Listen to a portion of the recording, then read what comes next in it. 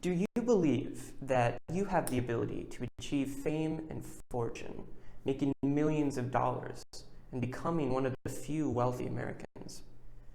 Statistically, you have a better chance of being struck by lightning. This isn't to say that one can't achieve vast amounts of fortune in America, but for the vast majority of us Americans, this will never happen. I come from a middle-class family, as many of you probably do, and some might say that the middle class and the poor have never really been through a financial hardship in their life. I beg to differ. We face the brunt of American and economic problems. We face huge taxes, we face medical bills, we face student loan debt. People foreclose their homes to pay for a broken leg. And the root cause of these problems, it's the wealthy elite and their insistence to not pay the proper tax amount that reflects their wealth. Wealthy individuals in the US are not taxed at a rate that reflects their wealth. They are withholding money from individuals who need it and are causing the income gap and income inequality to increase much more than we've ever seen before. The poor are getting poorer and the richer are getting richer.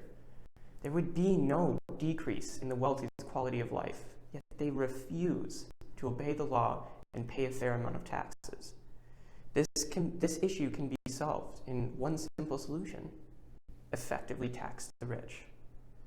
This speech today will discuss the fact that these wealthy elite aren't taxed at the same rate and why it's a problem for the rest of us Americans. I will discuss why this is true and will include two separate wealth tax plans by both Elizabeth Warren and Bernie Sanders to help solve this crisis. Start off with some facts. The top 20% own most of the finances in America. According to a study by Domhoff in 2013, the top 20% of Americans, income-based, possessed 89% of the country's net worth and 95% of its financial wealth. This is an egregious proof and point that 80% of US citizens are not being treated equally and with fairness. This unequal treatment creates many problems for every other American citizen who is in that 80% of people.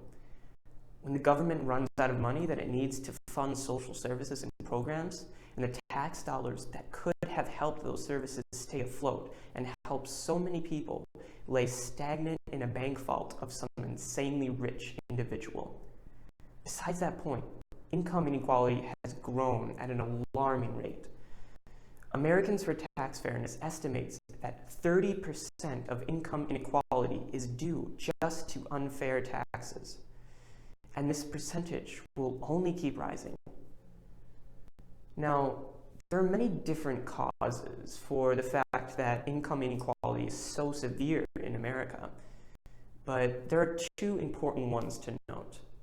The first is the vast disconnect between CEOs and their workers. It is estimated that CEOs earn nearly 300% more than the average worker under them.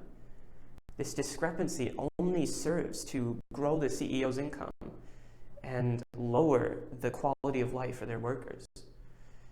That doesn't help the vast majority of Americans. I ask again, how much will your quality of life drop if you make 1 million instead of 1.5? The second cause is a more direct one. It's special tax cuts that have been used on the rich.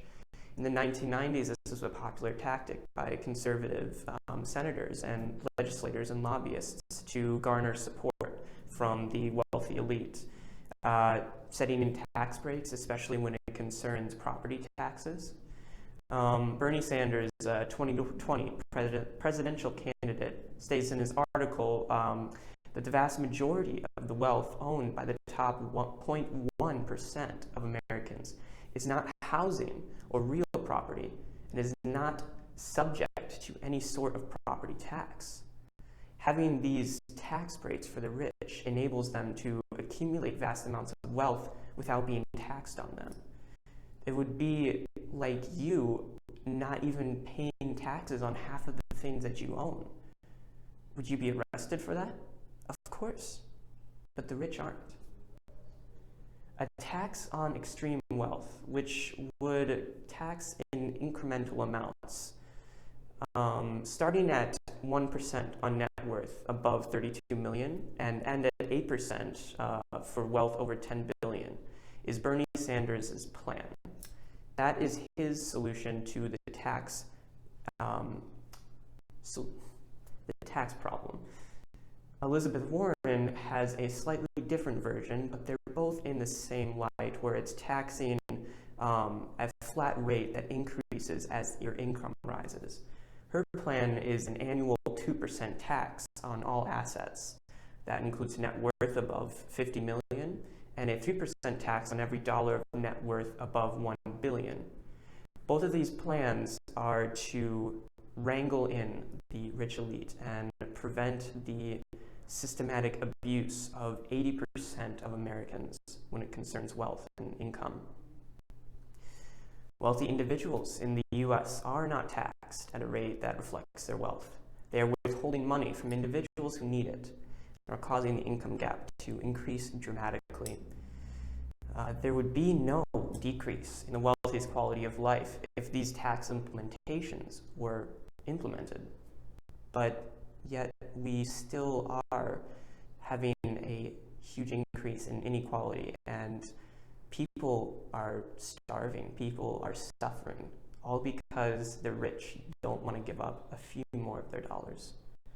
Wealth inequality affects all Americans. 20% of the top earning Americans have more than 95% of financial wealth.